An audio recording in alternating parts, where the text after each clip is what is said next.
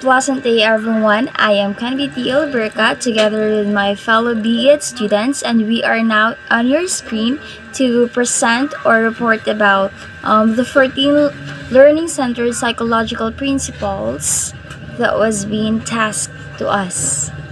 So, let's begin.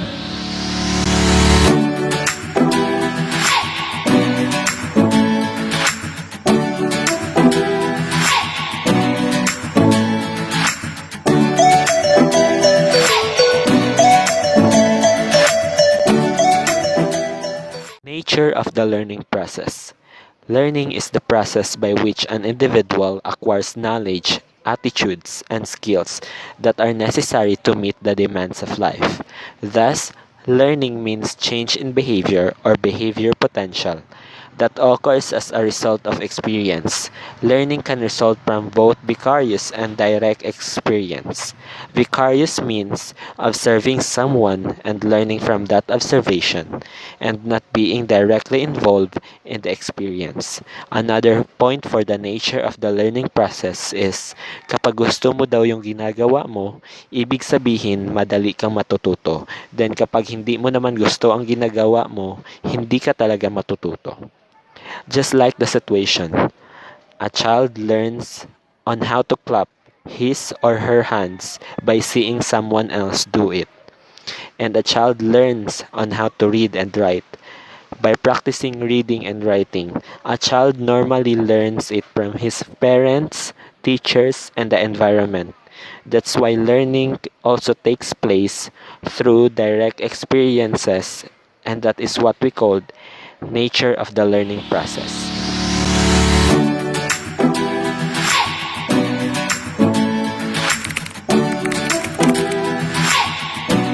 Learning goals give students a way to think and talk about what they have learned.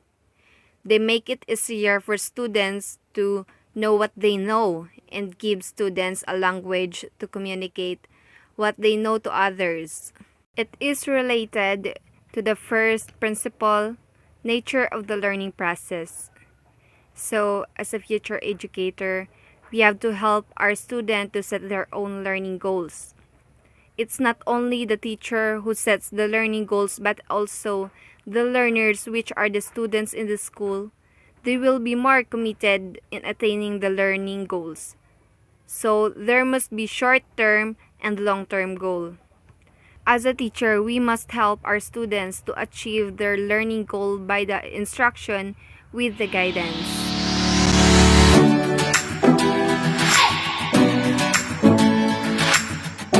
Once again, I am Kanbiti Alberca, a student of Bachelor of Elementary Education and your classmate for this subject, Facilitating Learner-Centered Teaching. And for this video, I am going to discuss and expound to you the third principle of cognitive and metacognitive factor, as the prior reporters have already explained and expounded the prior principles of the LCP. So, let's begin. The third principle talks about the construction of knowledge, and it was been stated here, the successful learner can link new information with existing knowledge in meaningful ways. Now, learners can learn a lot of things or diversify things in our environment or in different discipline and aspects, including English, mathematics, science, history, geography, and even to the people they've encountered as they've meet in every single day in their environment. There are lots of sources of knowledge that they can learn from. And these disciplines or these aspects are not isolated, but actually they are connected to each other. Now, as educator, we have to connect them, the new lessons to the previous lessons that they have, so that they could construct a meaningful learnings. They must have a link, and as educator, how can we do that? In different several ways. For example, by using concept mapping. For example, kunwari, you have a topic here, number one topic above is animals. From that topic of animals, you have to branch here. There are sub branches here that from animals down to cow, then cat, then dog. So, ganyan yung concept mapping na tinatawag. From general idea or topic binabranch mo so that your learners can actually catch it, and they could actually recall their past or previous knowledge that they have acquired from the past lessons that they have. Another example is palaging ginagawa sa classroom yung pagpasok ng teacher or ng guro natin is sinasabi or they ask us kung ano yung what are the lessons or what are the previous lessons that we have discussed last meeting, or kung ano yung napag-usapan natin last meeting, so that in motive to recall as learners, we could recall kung ano nga ba yung past or previous lessons na naitalakay natin, so that makonect natin sa panibagong lesson na i-deliver sa atin ng ating guro. Madaling salita, there must be an integration of all lessons that they are studying. Hindi pa pwede na you deliver this topic A today and after that you jump in or you skip dumiretso ka sa topic B. So, hindi ganun. There must be a gradual process so that yung mga learners mo is makuha nila kagad and masink in sa kanila yung lessons from previous lesson to the new existing lesson that you are delivering in them. That talks for the third principle of cognitive and metacognitive. Let's proceed to the next reporter. Thank you.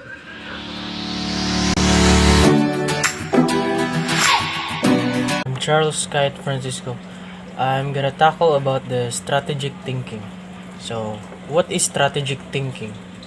It's simply an intentional and rational thought process that focuses on the analysis of critical factors and variables that will influence the long-term success of a business, a team, or an individual. So, strategic thinking requires research, analytical thinking, innovation, problem-solving skills, communication, and leadership skills, and decisiveness. Is strategic thinking is important? Yes, because the competitive landscape can change quickly for any organization. New trends may emerge quickly and require you to take advantage of them or fall behind. By incorporating everyday strategic thinking into your work and life routines, you will become more skilled at anticipating, forecasting, and capitalizing on opportunities. So, how to improve strategic thinking skills? So, there are 5 steps to improve your strategic thinking skills. Number 1 is set aside time to reflect and plan for the future. Identify trends, prioritize tasks, and determine where to allocate resources. Number 2 is uncover your own biases so you can think more clearly about strategy. So, number 3, listen to subject matters, experts, and opinion leaders in your organization to obtain higher quality of information so you can use in your strategic thinking. So, number 4, learn to ask good questions to uncover better options and plans. So, questions such as, is this idea from credible source?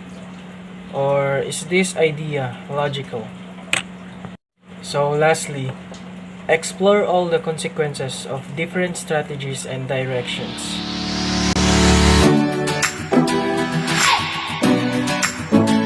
Hello everyone, I'm Risa May A. Pranelia, BA at second year, and I will be the reporter of the 5 principles of cognitive and metacognitive factors. The 5 principles of cognitive and metacognitive factors is the thinking about thinking. It is the higher order strategies for selecting and monitoring mental operations who facilitate the creative and critical thinking. So, what is thinking about thinking in short term? So, it is all about how you think and learn. So, meaning to say, successful learners can reflect on how they think and learn, to set their reasonable learning or performance goals, to select potentially appropriate learning strategies or methods, and monitor their progress toward these goals. Students learners know on how to solve or provide some solutions in any problems. So in this kind of method, we call it metacognitive, which is helps students to develop their own strategies in learning. So in other words, metacognition is the understanding and awareness of one's mental or cognitive process. For example, a student learns about what things help him or her to remember facts, names, and events. So, sa isang student daw ay mas natututo daw sila sa isang bagay na nakakatulong sa kanila na upang mas madali nilang matandaan yung mga pangalan or mga events na nasa kanilang paligid.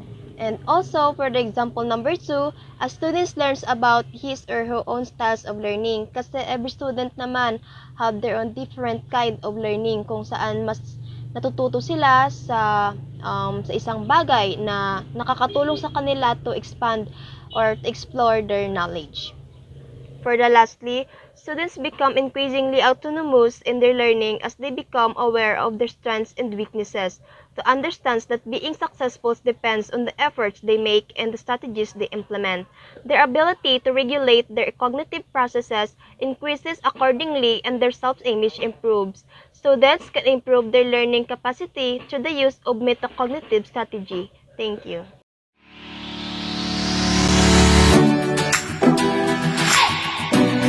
Good day everyone, I am Floyd Steve Balatawan. So for this video, I am going to discuss to you the context of learning under the metacognitive and cognitive factors. So learning is indeed influenced by the environmental factors including culture, technology as well as instructional practices. Learning is not occur in vacuum, which means that learners discover and construct their ideas from the information or experience based on their own feelings, thoughts, ideas, and emotion. Teachers are the major interactive role with the students, as well as it considers the environment or the learning environment. So the group of people or the culture, it influences the students by motivation, orientation of learning, as well as a thinking. And the technology and instructional practices is just an added to broaden the knowledge of every learners or students to become more knowledgeable, and by that it helps to broaden their cognitive abilities as well as the strategic thinking. So classroom is also consider the learnings of the student for them to be the motivation, or it helps them to become comfortable. So I want to give the three situational under the metacognitive and cognitive factors of context of learnings. Number 1 is context of learning starts from the home, in which our parents is the first teachers, which they are the one who teach us, to discipline us, to mold us to become a good individual or good or son towards to the others, to become that example. They are the one who taught us on the importance of life. Number 2 is the context of learning from the social media or the different accounts by the media or the technology, by first watching the videos on YouTube, which it helps us to broaden our knowledge, and by that watching or scrolling videos on YouTube, it helps us to become more knowledgeable by getting those informations from the different video creator, and it helps us to become more inspiration and become the motivation. And last is the group of people from your friends, which is you get some lessons about life. They are the ones who motivate you when you are not in a good condition. You know them, you get their stories as well as you apply it, and you've learned something, in which is a vice versa. So indeed, learning is a continuous process. So that's all. Thank you.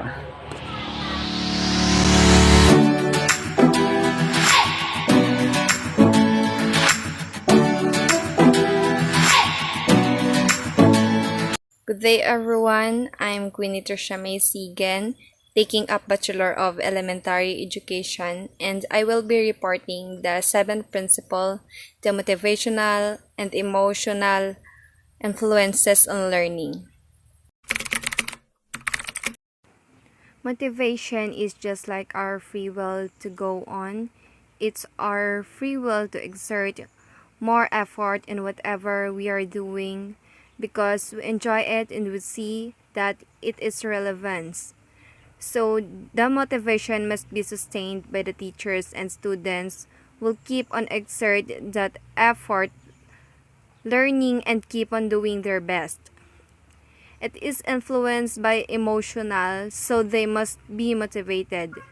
So as a future teacher, we have to make sure that we have to present something new to our students and their interest will be sustained by adopting interactive activities so that they will be more interested in the class. Also, understanding and encouraging certain motivation states is key in determining a student's success in the classroom. From a cognitive development perspective, in order to be successful in the classroom, students must believe that they are able to effectively and efficiently complete the tasks which are given to them. They must also possess the ability to bounce back after a failure. For example, a student in your class gets a poor mark on a quiz. Rather than decrease his effort, the resistant student will use the failure as motivation and will increase his effort to ensure success on the next quiz. The motivated students must also be able to identify, explain, or attribute their success or failure to something specific.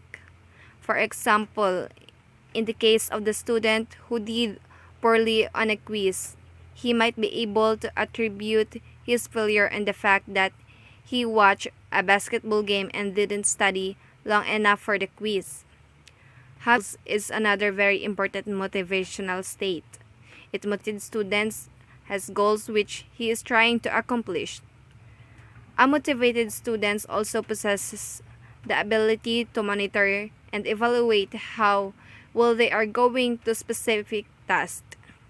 They are able to determine how well they go pursuing efforts are going.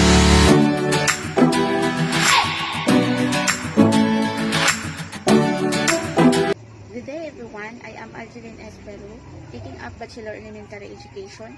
I will be reporting the 8 principles of intrinsic motivation to learn. Intrinsic motivation refers to the act of doing something that does not have any obvious external rewards. You do it because enjoyable and interesting to you, not because of any outside incentive or pressure, like reward or deadlines. In short, intrinsic motivation is performing an activity for its own sake rather than the desire for some external reward or out of some external pressure. Essentially, the behavior itself its own reward. Intrinsic motivation is more about personal growth, a sense of duty, and the recognition of purpose, while intrinsic motivation is more about financial incentive, status, and public recognition. The example of intrinsic motivation is learning about personal development because you want to improve yourself, or investing money because you want to become a financially independent.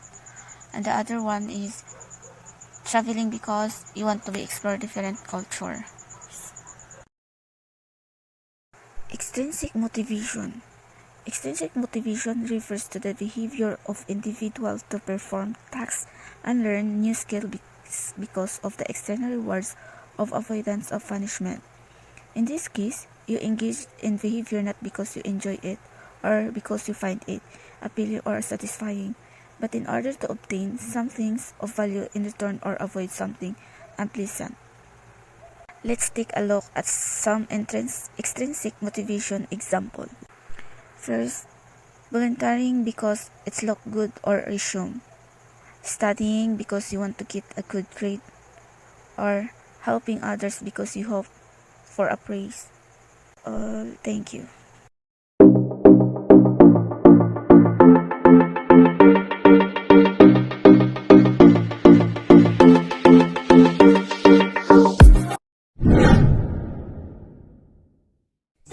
Good day everyone, my name is Hilary Loy P. Cali. I was tasked to report about the effects of motivation and effort.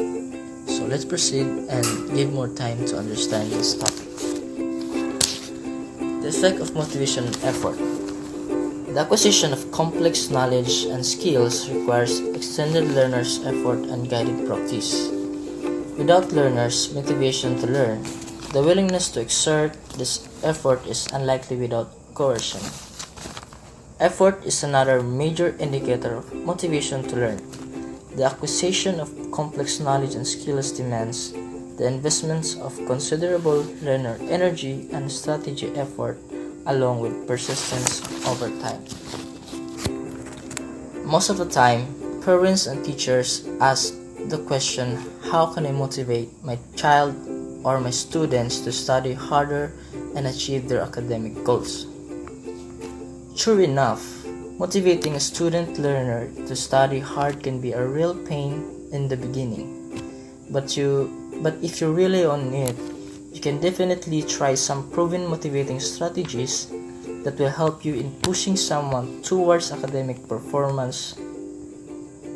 You just need to profile these learners precisely.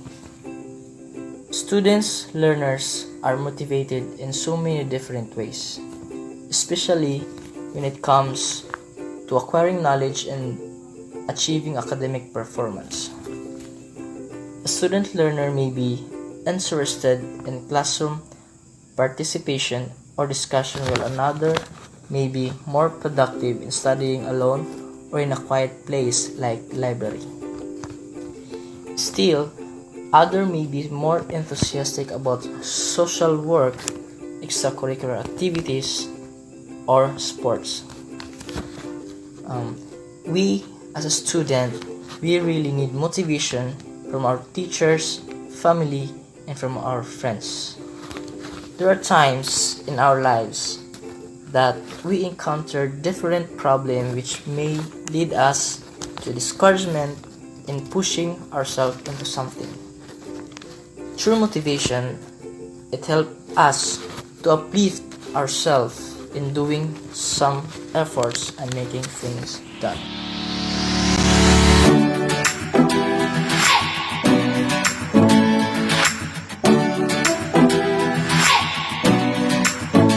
Morning, classmate, and to you, Sir Christian Villa.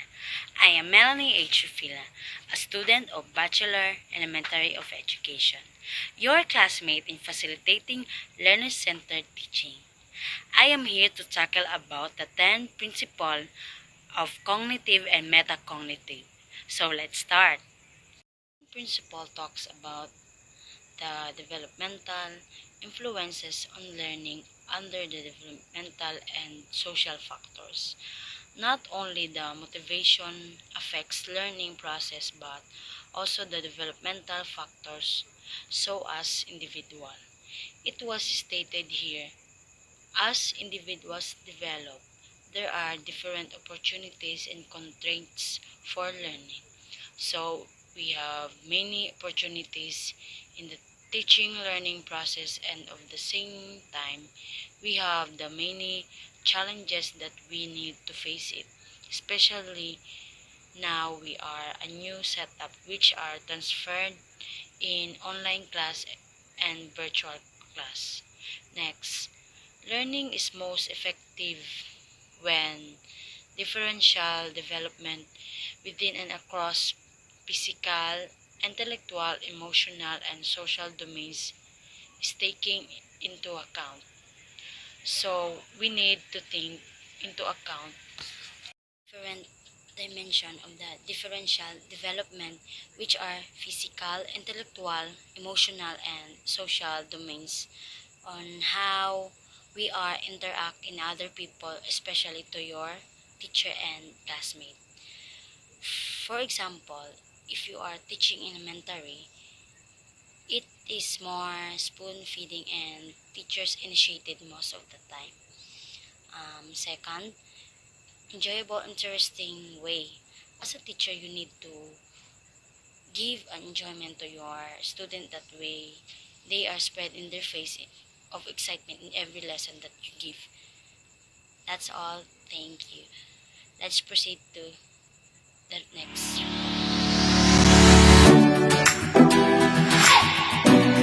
Hey everyone, I am Charles Kenneth Francisco, Bachelor of Elementary Education, second year. So, for this video, we're gonna tackle about the social influence of on learning. So, learning is greatly influenced by our interactions and influences with significant others and begins immediately at birth. So, our first and most primary relationship is with our parents, especially our mothers, and then with our families. Our interactions with others involve the basic human capacities of knowing, loving, and willing and spur growth.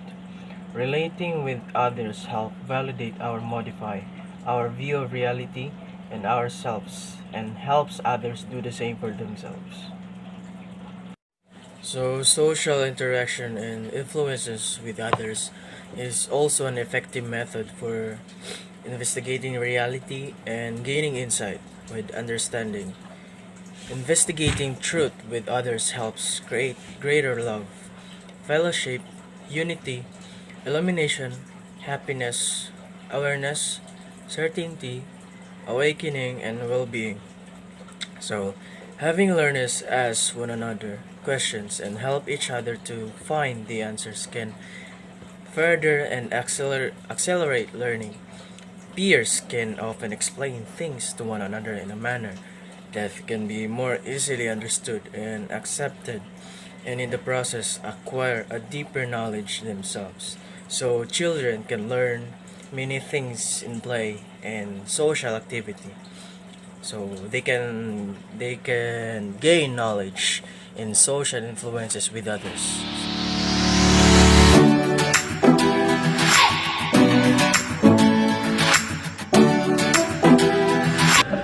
Hello, once again, I am Quenvity Alberca, and this time I am going to tackle the next principle, which is the 12th principle of individual differences factor, which is the individual differences in learning.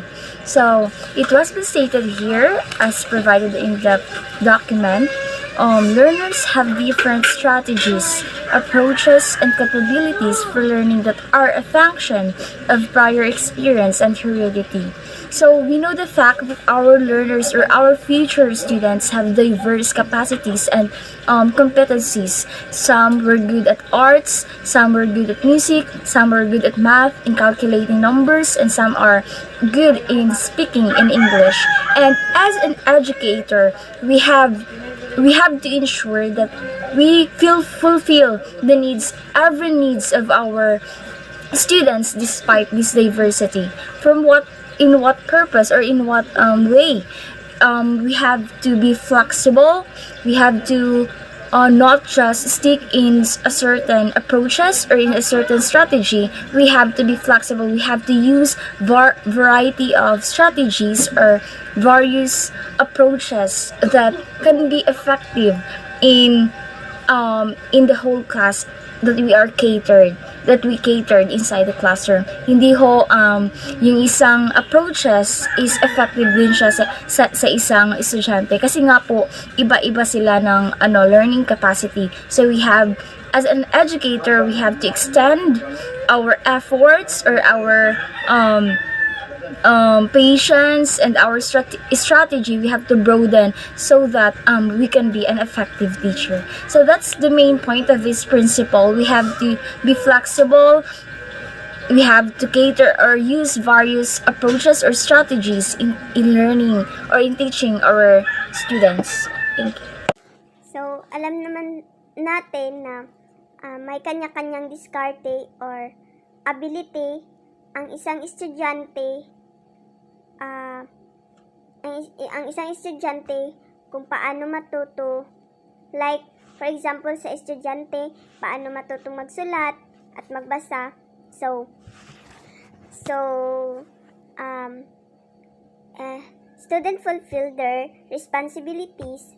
Summary. So, example number 1, deciding how to teach.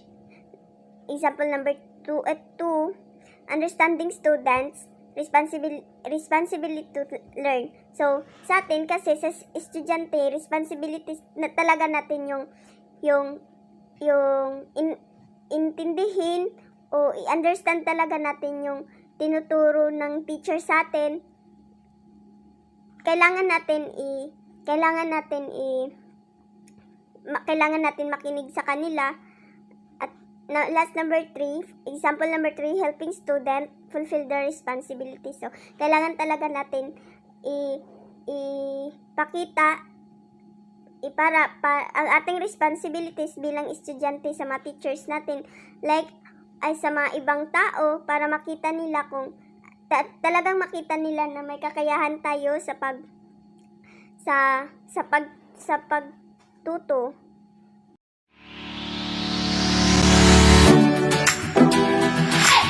Once again, I am Candide Alberca, and this time let's talk about the 13th principle, which is the learning and diversity under the individual differences factor. So it was been stated here, learning is most effective when differences in learners' linguistic, cultural, and social backgrounds are taken into account. So the main point here is that we know the fact that our students are diverse. They do have different linguistic background, cultural background, and even social background. So we have to consider them, all of these backgrounds, so that they feel that they are valued and respected inside the classroom. Kasi nga, di ba, once they feel that they are belong, that they are valued, that they are appreciated, and they are respected, mas nagiging motivated yung isang estudyante o yung isang mag-aaral na matuto, to learn for more. And that's the point for this principle. We as an educator, we must only know the different backgrounds of our students. We have to be flexible in giving approaches to them, so that hindi ho lahat ho sila ay ganadong mag-aral, and there should be a respect must dominate inside the class. That's it. So let's proceed to the next reporter.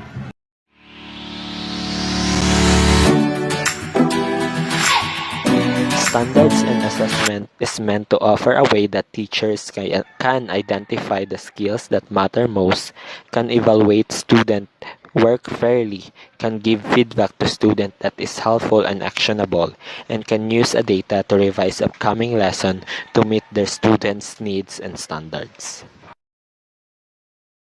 The three situation. A teacher is creating a lesson plan for his next lesson. So, a lesson plan is a teacher's daily guide for what students need to learn, how it will be taught, and how learning will be measured. So, lesson plans help teachers be more effective in the classroom by providing a detailed outline to follow each class period. So, the second one is the teacher is giving a test to his or her students. So, the purpose of the test or evaluation is to tell the teacher about the effectiveness of his or her teaching. The second purpose of evaluation and testing is to give students the opportunity to show what they have learned rather than catching them out, or to show what they have not learned. So the last one is a teacher is doing one-by-one reading comprehension to his or her students. So the purpose of it is to help the student to develop their knowledge, skills, and experiences in life. So without this reading comprehension, the student won't understand a single word from the book or from the reading materials that the teacher will provide for them.